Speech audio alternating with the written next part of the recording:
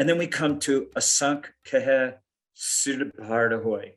So this is the end of this first section, and of all the two previous Paurees, where Guru Nanak is going on about the countlessness in the description of these countless aspects of creation. And he ends by saying, Asankh Keheh Sir Bhaar Hoy. So Asankh Keheh is saying countless, even trying to count the counts, or even saying it's countless.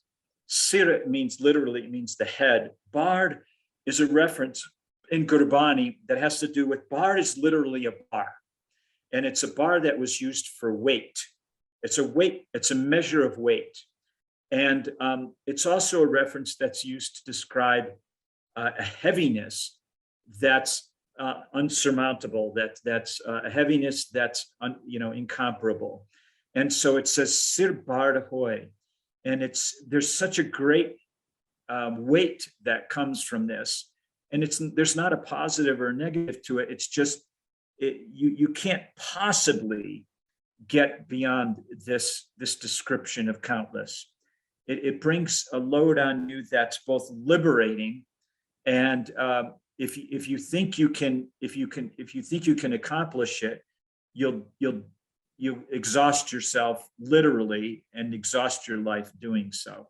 So he ends, after all these two previous Paurees, he gets to this point where he says, Asankh Keheh Sir Bhaar Hoy.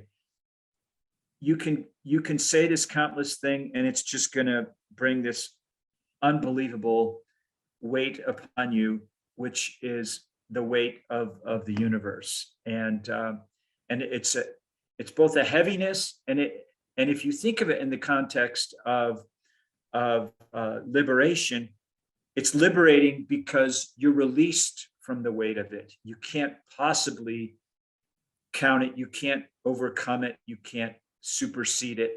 And so it's a wonderful, exhilarating relaxation to experience that you can't possibly figure it out. There's no way out.